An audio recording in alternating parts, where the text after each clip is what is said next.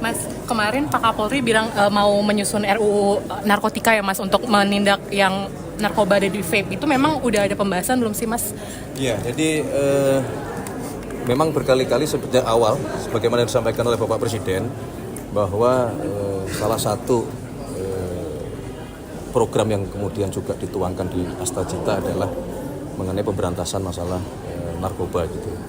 Kita semua tahu bahwa narkoba salah satu ancaman yang sedemikian berat yang hari ini sudah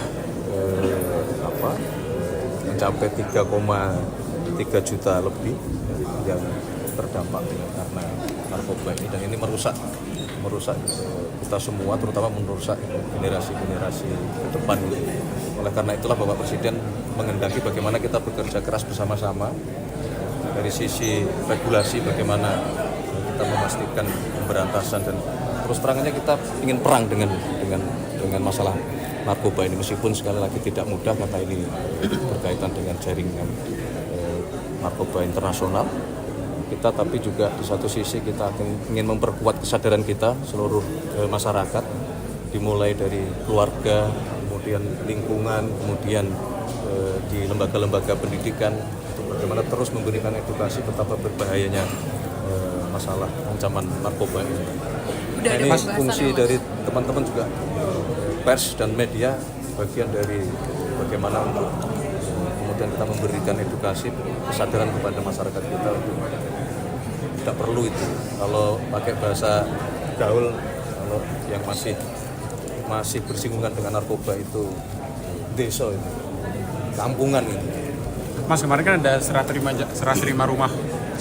kunci di rumah susun yang di Kemayoran Mas untuk ASN TNI dan juga Polri. Nah, kalau untuk masyarakat berpenghasilan rendah itu kapan ya Mas, dan mekanisme seperti apa sih Mas? Detailnya? Kalau untuk masyarakat berpenghasilan rendah yang dimaksud adalah pemanfaatan tower Wisma Atlet, itu memang ada di blok yang terpisah dengan yang kemarin diperuntukkan bagi saudara-saudara kita ASN, TNI maupun Polri. Prosesnya sedang proses perbaikan, nanti kalau sudah siap dipergunakan akan kami sampaikan. Targetnya kapan Mas? Bisa secepatnya. Mas, kemarin kan juga Bu Nanik juga dipilih jadi ketua pelaksana program MBG Mas. Mas bedanya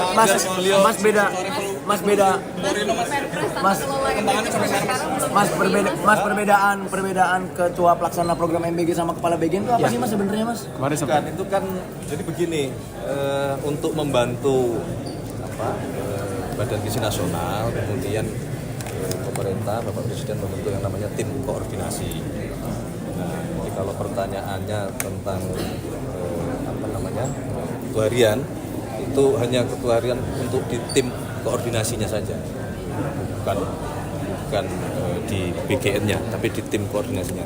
Tim koordinasi inilah yang kemudian secara lintas sektor, lintas kementerian diharapkan bisa memperkuat tata kelola pelaksanaan MBG. Mas, berarti yang megang program ini tetap kepala BGN, pelaksanaan segala macam. Iya. Progres mobil nasional bagaimana Mas? Progres mobil nasional. Sabar dulu, nanti ada waktunya, nanti ada biar ada kejutan lagi. Itu betul nggak Mas? Komite Reformasi Polri Mas. Tunggu, tinggal diumumkan saja, tinggal menunggu waktunya. Tunggu nanti kita. Kalau nama pahlawan Mas? Nama pahlawan kami sudah menerima secara resmi dari Kemensos, hasil dari Dewan Gelar dan Tanda Jasa, sedang dipelajari oleh Bapak Presiden karena memang cukup banyak nama-nama yang diajukan. Mohon waktu. Jadi kalau sudah waktunya dan Bapak Presiden sudah putusan, nanti akan diumumkan. Kalau nama Pak Soeharto apakah akan jadi lolos pahlawan? Masuk yang diusulkan. Akan ada berapa Mas yang akan dipilih? Tidak ada angka yang baku mengatur harus berapa. Ya, kita upayakan biasanya seperti itu.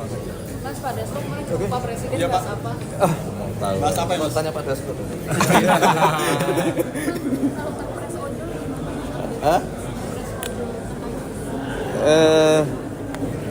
Tunggu sebentar.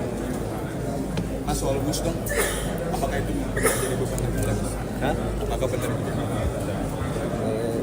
Sebagaimana pernah saya sampaikan juga kemarin di dalam ratas juga itu bagian dari salah satu yang dibicarakan. Pemerintah sedang mencari skema yang terbaik, termasuk perhitungan-perhitungan angkanya, termasuk kemungkinan untuk kita bisa meminta kelonggaran dari sisi waktu pembayaran. Kemarin Pak Erlangga bilang mau dibahas itu sama Presiden itu kapan?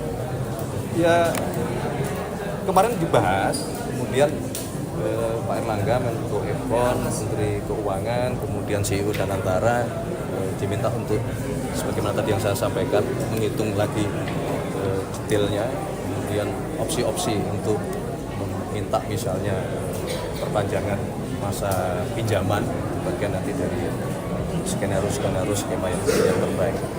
Tapi intinya kewajiban kita semua, kewajiban pemerintah adalah untuk menyediakan transportasi publik sebaik-baiknya. Tidak hanya bus, ya. Mulai dari transportasi kereta api yang non kereta api cepat, dan transportasi bus, transportasi kapal, semuanya sedang coba kita perbaiki. Oke, terima kasih semuanya ya.